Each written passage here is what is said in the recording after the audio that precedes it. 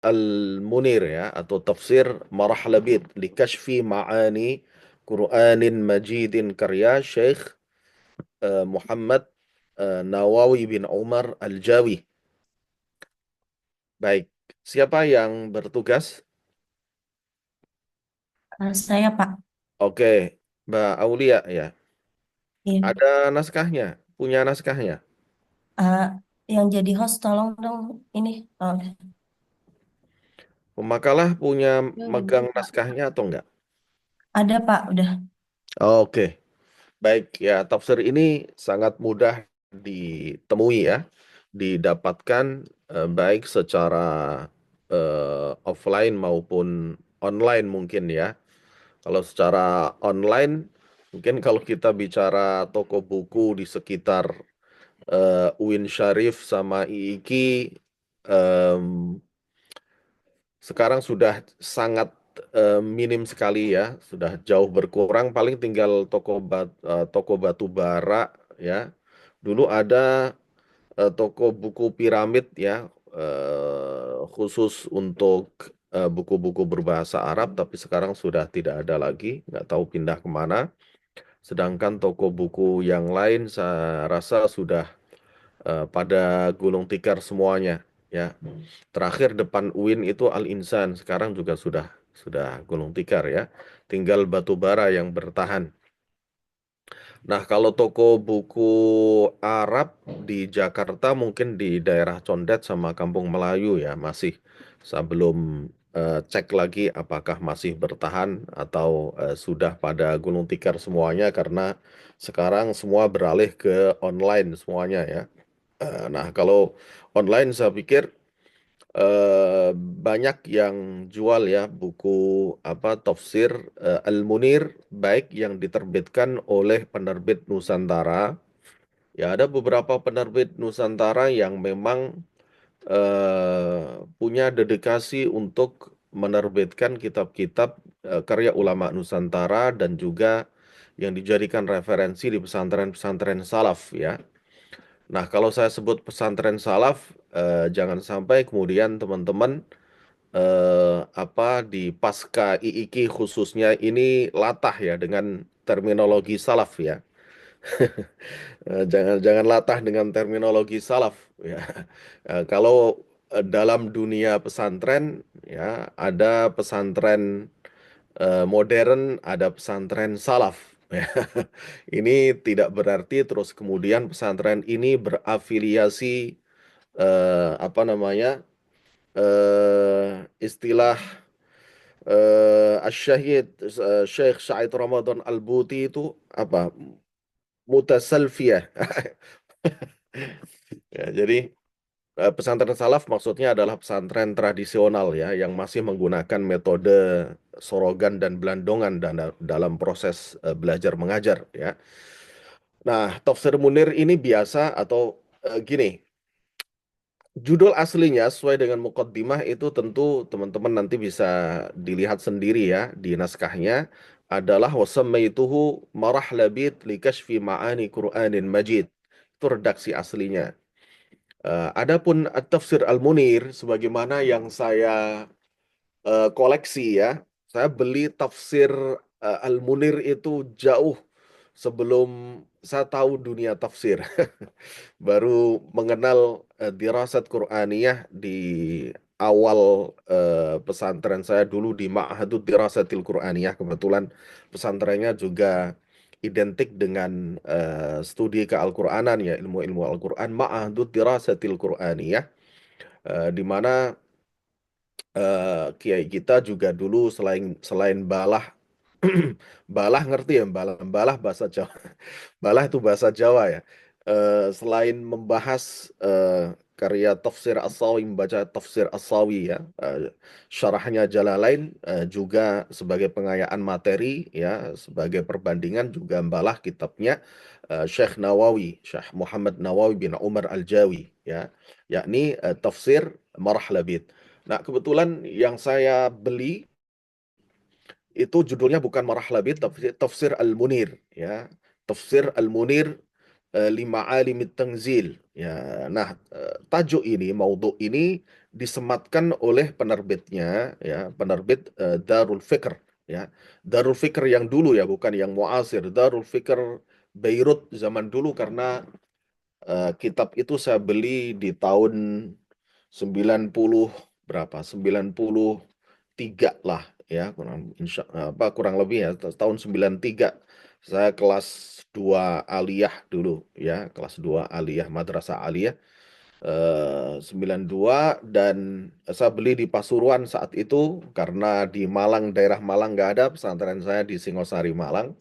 Nggak ada toko buku, jadi saya harus ke Bangil dulu, untuk kota Pasuruan, untuk langsung ke toko bukunya Darul Fikr, ya.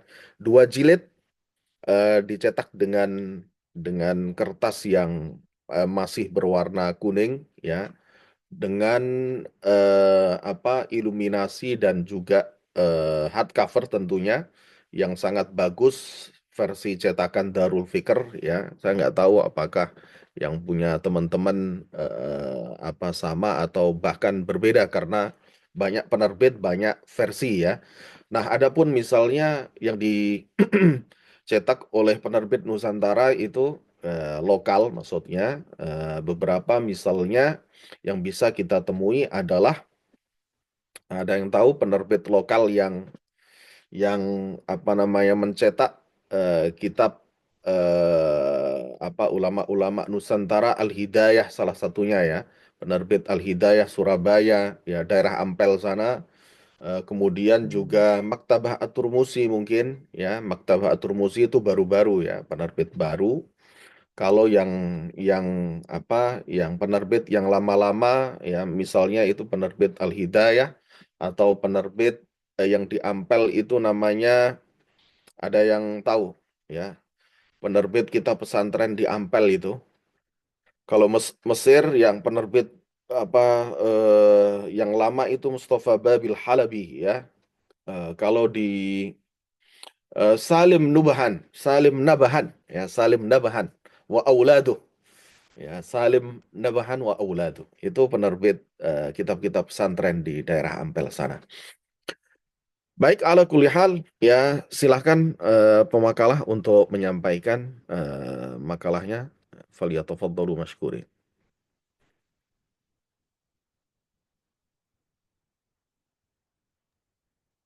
Baik, Assalamualaikum warahmatullahi Putus-putus, Mbak. Halo, Mbak Aulia. wabarakatuh. Bisa naik ke atas mungkin, kalau rumahnya tingkat. Kalau rumahnya nggak tingkat, ya naik ke atas. Ya. Halo, cek. Atau mendekat ke jendela barangkali, Udah agar kedengeran, Pak? eh, coba diulang, cek sound. Assalamualaikum. Sip. Assalamualaikum warahmatullahi wabarakatuh. Alhamdulillah alamin. Wassalatu wassalamu ala asyrafil anbiya'i wal mursalin. Sayyidina wa maulana Muhammadin wa ala alihi wa sahbihi ajma'in amma ba'd.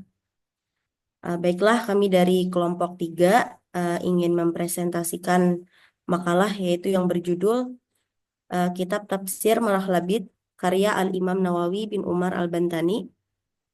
Jangan sebut al-imam, ya, syekh, ya, Oh, beda, ya, baik, Pak. terminologi imam itu berbeda. Kalau al-imam nanti ketukar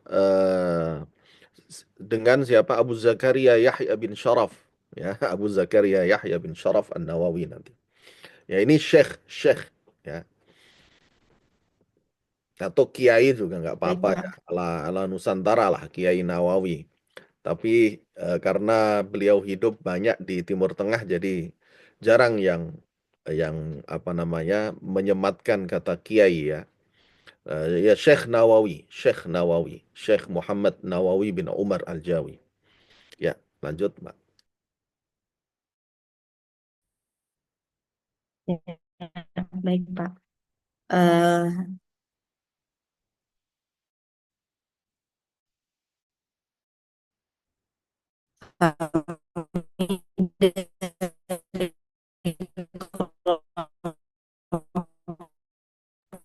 Suaranya putus-putus.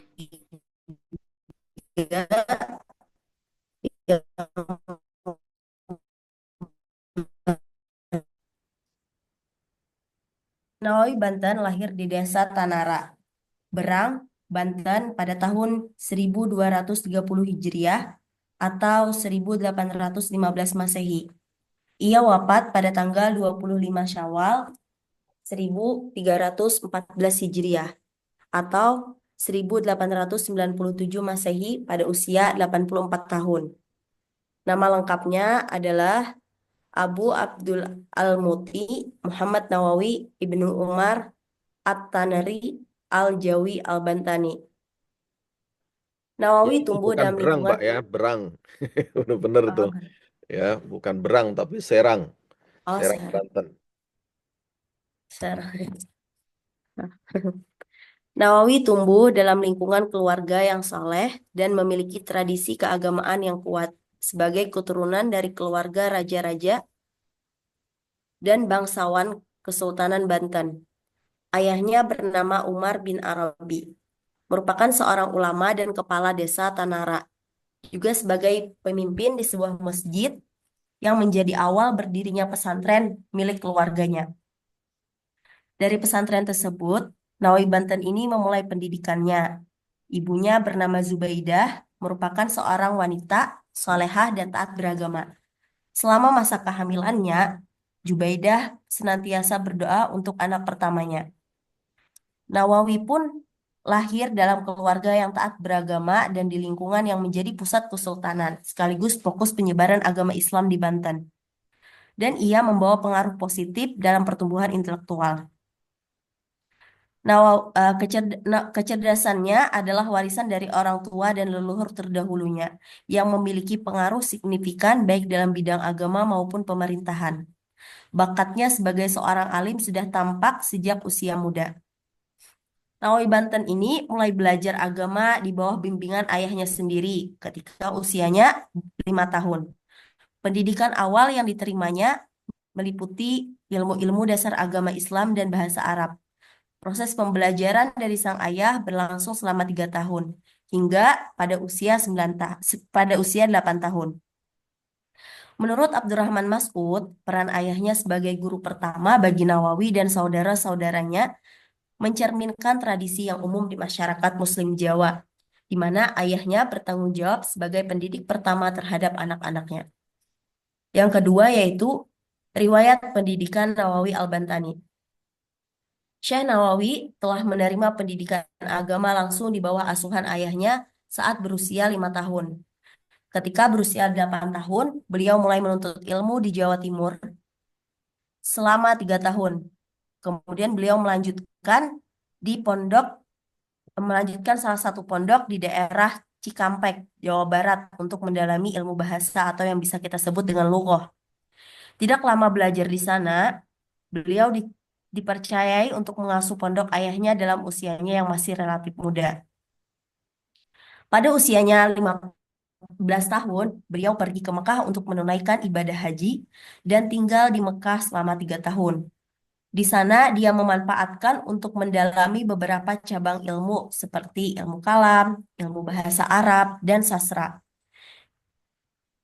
Ilmu hadis, tafsir, dan fikih dengan berguru ke beberapa syekh yang tinggal di Masjidil Haram, seperti Syekh Ahmad Nahrawi, Syekh Ahmad Dimyati, Syekh Ahmad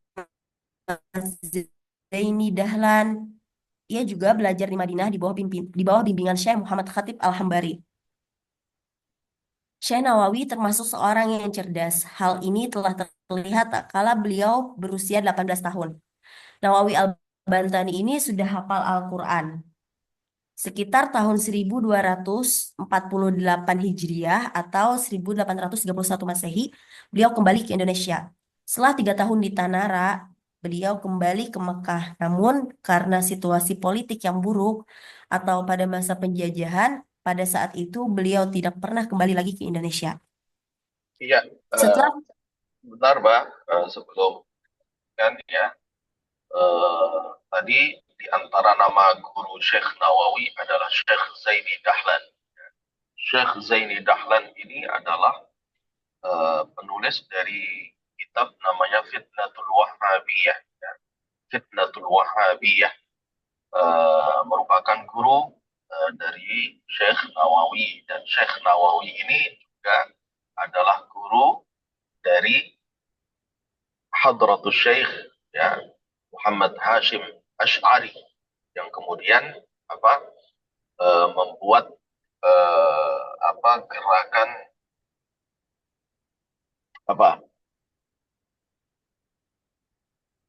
apa ya, kalau ormasnya Nahdlatul Ulama, kalau gerakannya secara internasional ala mustawa dauli itu apa, Komite Hijaz, ya, Komite Hijaz untuk menentang rencana Raja Saud menghancurkan Kubbatul Khadra, ya, yang ada di Madinah, kubah hijaunya Nabi Sallallahu Alaihi Wasallam. Ya, apa kata guru? Kemudian nurun ke murid. Ya, cicit, ya. Jatuhnya kalau Mbak Hashim tadi cicit, ya, atau cucu, bukan cicit. Baik, lanjut.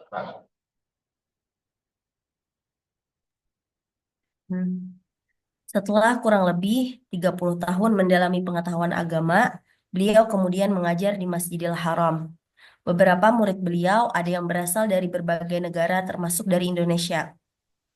Di samping mengajar dan membina pengajian, Nawawi Al-Bantani ini juga memantau terus perkembangan politik di tanah air dan menyumbangkan ide dan pemikirannya untuk kemajuan masyarakat Indonesia. Ya, sebentar Mbak, sebelum dilanjutkan, karena ini penting ya, saya komentari. Saya pernah nitip ya, satu pertanyaan penting terkait dengan alasan kenapa Syekh Nawawi ini kemudian memutuskan kembali ke Tanah Suci saat mendapatkan intimidasi, ya, dari penjajah waktu itu. Ya. Karena dimanapun ada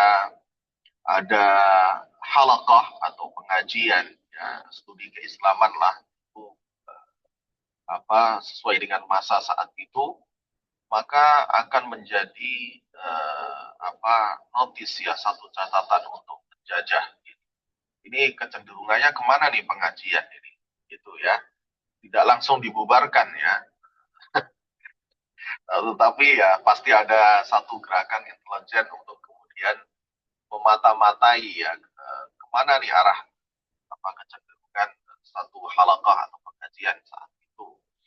Tentu setelah diketahui bagaimana posisi Syekh Nawawi terhadap penjajahan, lalu dilakukan upaya-upaya tekanan, ya, mungkin kalau dalam bahasa sekarang ya surat peringatan dan seterusnya, sampai akhirnya mungkin hal itu membuat beliau tidak nyaman dan memutuskan kembali ke tanah suci Makkah, ya.